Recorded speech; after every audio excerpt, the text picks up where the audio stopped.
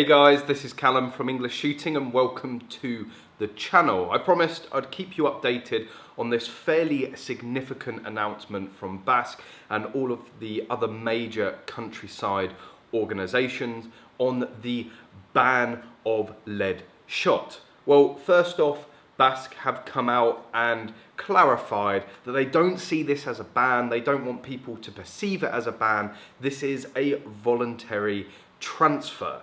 I'm still going to use the word ban because ultimately they still have opened the gate to any potential legal ban from the government. There is absolutely no comeback now. There is absolutely no contest to any legal ban from either our government or the EU. They have just laid down. So whichever way you want to look at it, the result is the same. We are going to lose lead shot most likely within the next 5 years. And for all of you saying, well, it's only for live quarry, yeah, it is for now. And whilst I would hope BASC and the other countryside organisations would put up some sort of a fight against any sporting ban of lead shot, they have significantly weakened the argument.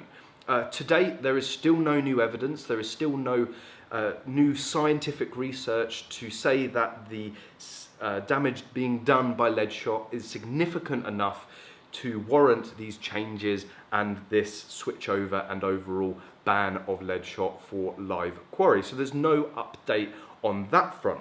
However, having recently spoken to some fairly high up people within the cartridge industry, and after GameBore releasing a collective statement today from all of the big cartridge manufacturers, so it's GameBore, Ely, Hull, and I think Livell Express, have all banded together to make the quite astonishing announcement that they have not been consulted at all by BASC and the other organisations. There have been a lot of conspiracy theories that, oh, the organisations and the cartridge manufacturers are all in cahoots because the cartridge manufacturers are going to make a load of money out of this.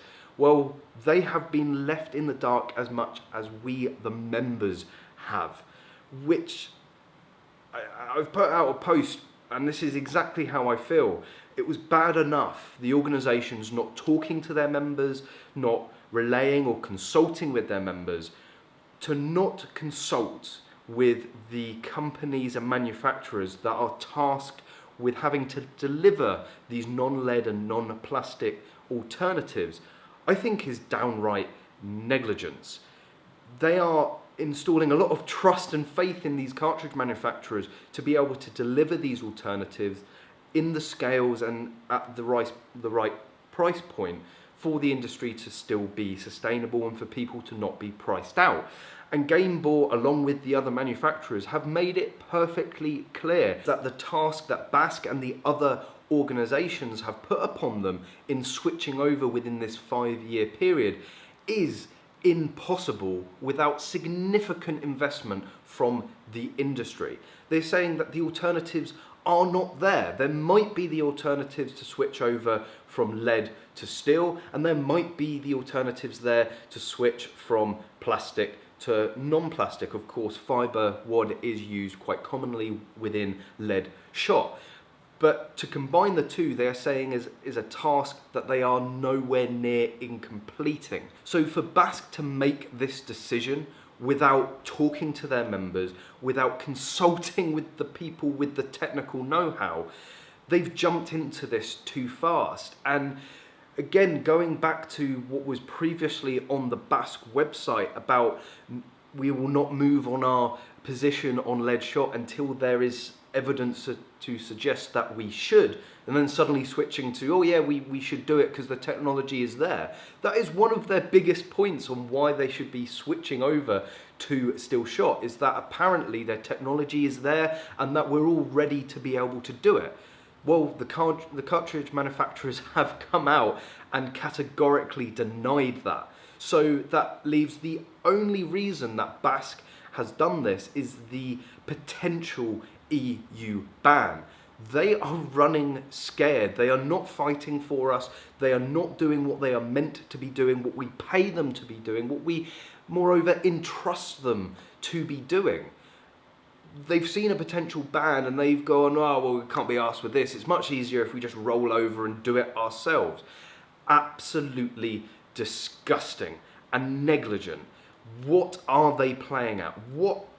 How on earth could they ever come to that decision without just the even most informal conversation with the cartridge industry? And I really do feel for the cartridge manufacturers, because they've got a lot of heat over the past week. A lot of people are taking their anger out on this, on the cartridge manufacturers, thinking that they are in cahoots, thinking that there's some grand money-making scheme here.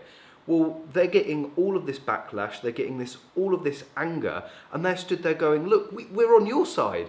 We don't think that 5 years is obtainable without significant investment. Where is BASC going to find this money? Are they going to have to suddenly rush through research? Are they going to have to, with research and development, and certainly technological development, the faster you do something, usually the more expensive it becomes. So BASC are most likely to fulfill this 5-year plan, are most likely going to have to spend a hell of a lot of your money on fast tracking the development and the technological advancement with non-lead and non-plastic alternatives. And when they're using your money, surely it's common courtesy to at least ask if that's what we want to do. And this is something that I've been saying all along. Why have they chosen now? Why have they chosen 5 years? We could have quite happily have fought this for a very, very long time. We could have been in court for years trying to fight this. I think really BASC have left us up creek without a paddle.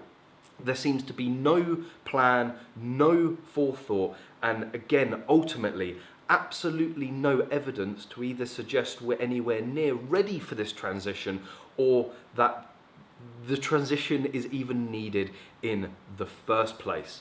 Now, I said on the live stream as well that I have signed up to the CPSA. A lot of people are asking what other organisations are available. Yes, no organisation, I think, in the UK is perfect, and there's been a couple of criticisms of the CPSA. I think, namely, having to change the name of a clay from a clay pigeon to a target or a clay disc or whatever. Having to use a different name for a target is a lot more stomachable than having to use a completely different ammunition and making a decision that could completely change or destroy an industry. I will call the target whatever you want me to call it, as long as I can still use what ammunition I want to be able to use to shoot at it. So I've gone for the CPSA. I think as a predominant sports shooter, it is the best organisation for me. They are in line with a lot more of my views and needs as a sports shooter. I am still a BASC membership. I'm not going to stand here and tell you all to cancel it and throw your toys out the pram. Of course, I can completely understand why people are cancelling their BASC membership. For the time being, I'm going to remain a BASC member, because you can't have a say on the organisation, and you certainly can't turn up and have a say at a potential members meeting. And there is currently a petition going round calling and trying to enact a emergency general meeting, for which, if one does come into play, I would like to attend, and I would like to be able to have my say if needed. So for now, I'm keeping the BASC membership just so I can have my say if the opportunity arises. But I can completely understand, certainly from this latest announcement from Game Boy and all of the cartridge manufacturers, why people are feeling so let down and a lot of mistrust. They feel backstabbed. They feel like they've been hung out to dry by these organisations, the very organisations that should be protecting us. So there we go, guys, a quick update. We are still working on the research. We are really looking into all of the pros and cons of the switch over to steel and non-lead alternatives. And as I said on the live stream as well, we're taking it from the approach of wanting to find every reason possible to justify this switch, and we're going to stack it all up together and see if it adds up. personally, I'm not holding out much hope. I will come back to you with all of the evidence that we find, but there we go, guys. Not particularly the best news out there. Thank you very much for watching this video. I really hope that you've enjoyed it. If you have, please hit the thumbs up button and make sure you're subscribed. And as always, guys, I hope to see you soon.